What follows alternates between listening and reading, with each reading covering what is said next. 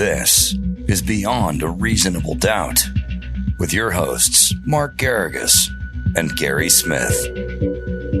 GPS, how are you? I'm well. How are you?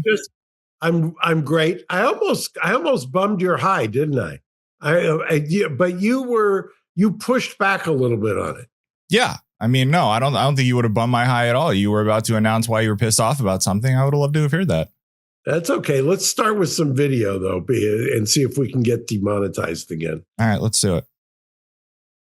In this war, Azerbaijan, Islamic nation versus Armenia, Christian nation, and the cleansing of Christians for Nagorno-Karabakh, Israel took a very aggressive position on the side of Azerbaijan against the Christians using American tax dollars to do it. So Israel was a participant in this war? The participation Israel was the support of Azerbaijan by weapon. What kind of weapons? Drones, aircraft, not just defense. So that would mean that Israelis were killing Christians in this war. You know, the issue is about the real politics. I think the 70% of Israel gasoline is coming from Azerbaijan, and they have some type of economical lie. From an American perspective, it's like, why are my tax dollars being used to murder Christians around the world, cleanse the Christians from Iraq, cleanse the Christians from Nagorno-Karabakh, murder Armenian Christians? Like, why am I paying for this? It is a problem.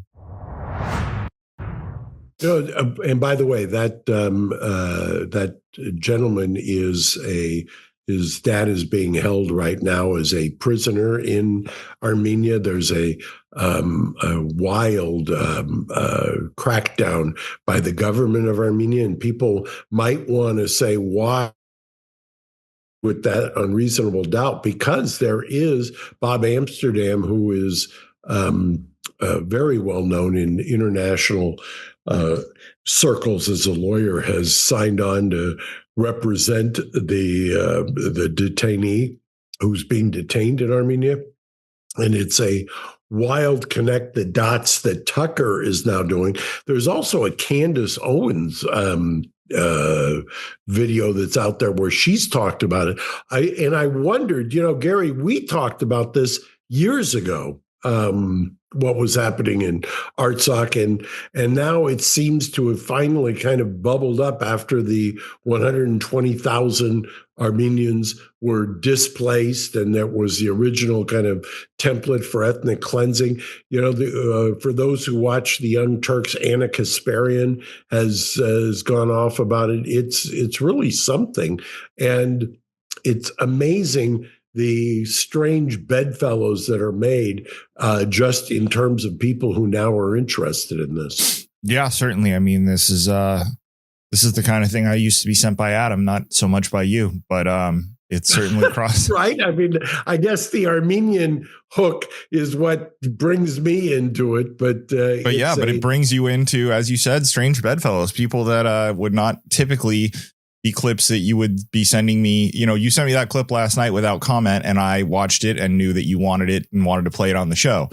7 or 8 years ago, if you sent me a clip featuring that one of those players, I might have just watched it and thought you thought it was humorous, and that was going to be the end of it. It's an amazing, and that's you as always. You have your finger on the pulse.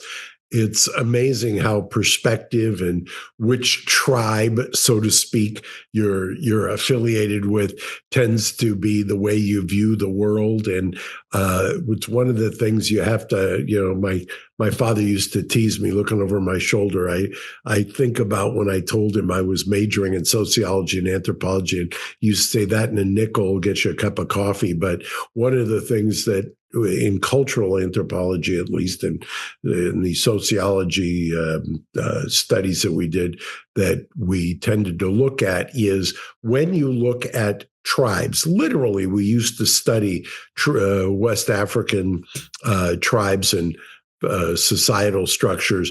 It's amazing how your perspective changes just depending on how you're looking at something, from what prism you're looking through. And that tends to inform exactly, I think, what's happening in America today and the world today. And it's fascinating to me that now people are discovering from a tribe that I normally would not expect are kind of resonating with what we were talking about that was getting no traction years ago. Yeah, absolutely. It's, I guess there is a optimistic way to view it, that that although there is certainly concern for some of the fracturing that's been going on, there, does allow, with the advent of social media, for, sides that might at one time not have gotten access to the kind of information that would allow them to cover a particular topic. Now there is much more reach for people who you wouldn't ordinarily think would be interested in a topic to come to the forefront.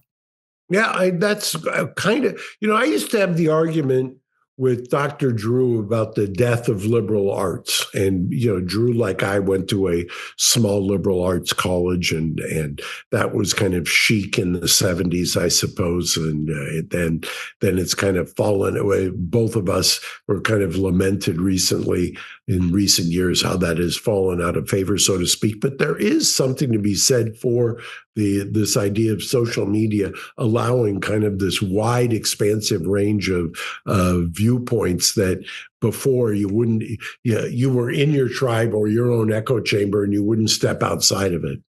Yeah, certainly. And I think any sort of upside that we can see in the social media environment is something that we need to kind of cling to, because I spend so much of my time being bombarded with, people highlighting the reasons that it is been more of a downfall than a benefit to society. So I think both things can be true. And I think that we need to really keep our eye on where things, that are positive are coming from.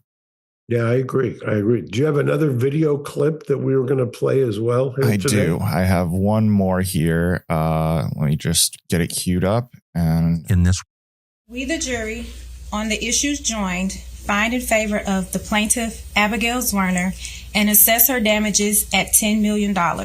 The award interest beginning on June 1st, 2024. Thank you, Madam Clerk. Any requests from the plaintiff? Any requests from the defense? That we schedule time for post-trial motions. All right. So this is the story of a jury that just awarded $10 million to a teacher after she was shot by her 6-year-old student.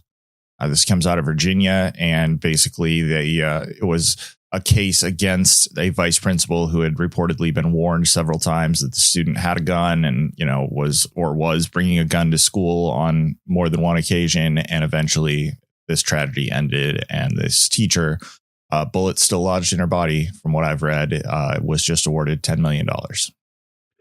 By the way, you've got a 6-year-old, right? I do. Speaking of PRISM, when you see this, what goes through your mind? I got to say, when I first saw this, the fact that I have a 6-year-old didn't go through my mind, because the number of mistakes that would have to happen for this to be my 6-year-old is unfathomable. Like, it's literally, it involves almost years of mistakes, and just, so I hadn't really thought of it through that prism, but the idea that there would be a gun in my son's classroom is certainly a terrifying prospect. And the idea that an administrator may have known about it and not done something, that makes me homicidal. It's the whole thing. This case, and there's a reason, obviously, it's resonating not beyond just the usual kind of true crime niche or space, is that there are and one of the good things, if you will, and why I've evolved on this and think that cameras in the courtroom are valuable.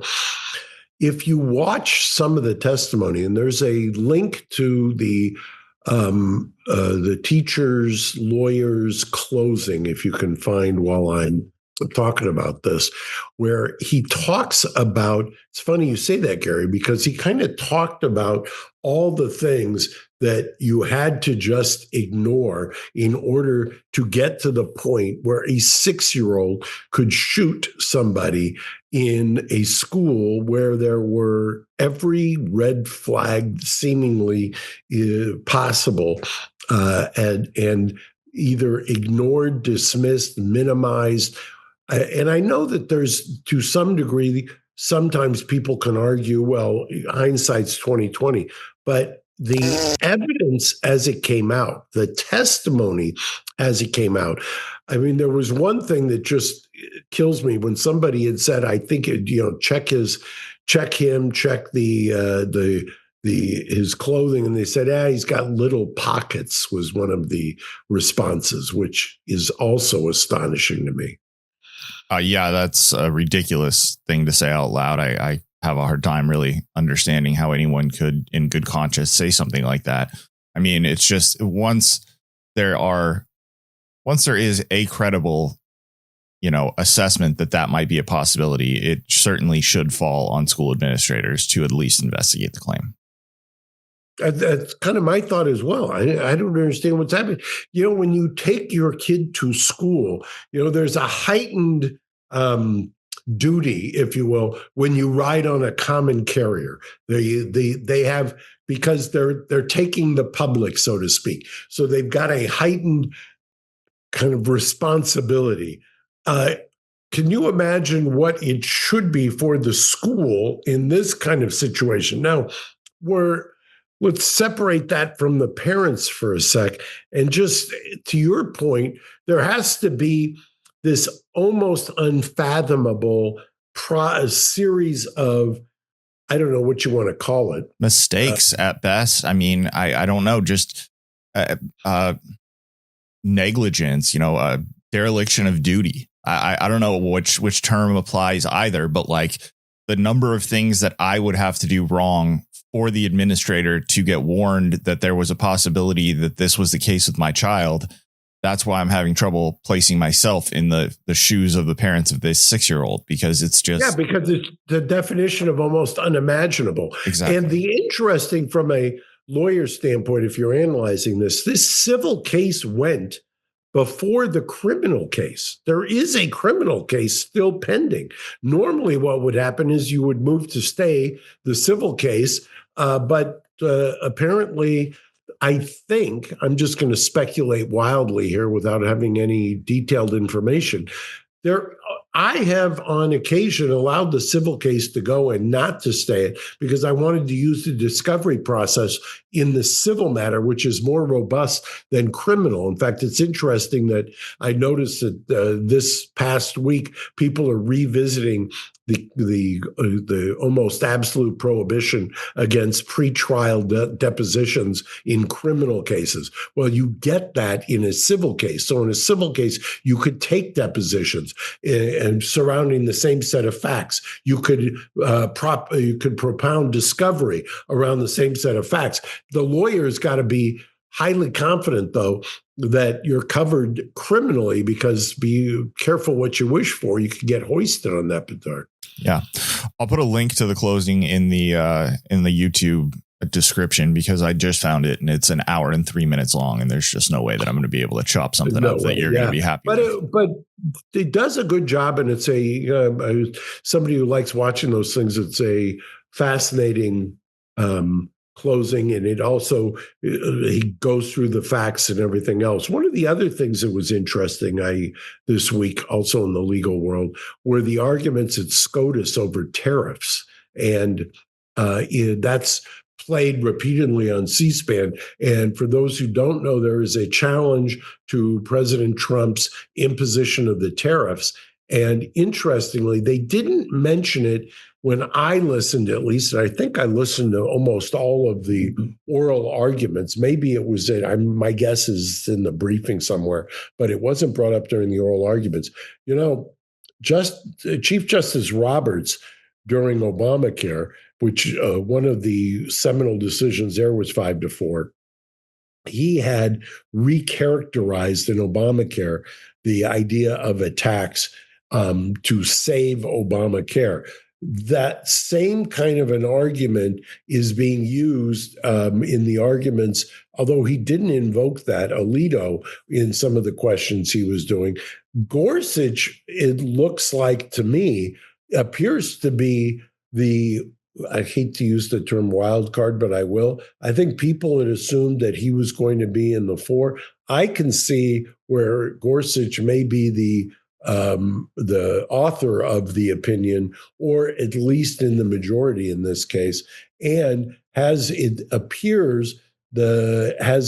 real struggles with the constitutionality of the tariffs. Yeah. I mean, Mark, I'm sorry. I think you've rotted my brain. All I can say to that is I'm very proud that you didn't say the ruling was 5-4. Well, by the way, this weekend, if you're reading, there are now people who are talking that if Democrats take back in 2028 the presidency, the House, and the Senate, that what they will do, one of the first things they will do is expand the U.S. Supreme Court from 9 to 13. Well, guess what you would then have then, Gary? Go for it. 6-7. There you go, Gary. You didn't think I could do it, did you? Oh, I knew for sure you could do it. I was just waiting to figure out exactly how. Well, there you go. If you're going to expand the U.S. Supreme Court from 9 to 13, you're going to stay. It's no longer going to be 5-4. It's going to be 6-7. And your bet goes on the number of weeks that you've been able to work it into reasonable doubt. I just with a legal veneer. So there you go. You're nothing. Anybody who can.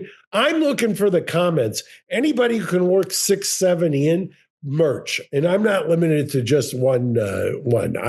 I'm all down for the 6-7. You're nothing if not talented, Mark. That was very impressive. I would like to say congratulations to you on the continued expansion of your beautiful family. And you have a great rest of your weekend, and we will see you all next week. Thank you, Gary. See you at GPS. Thanks for listening to Reasonable Doubt.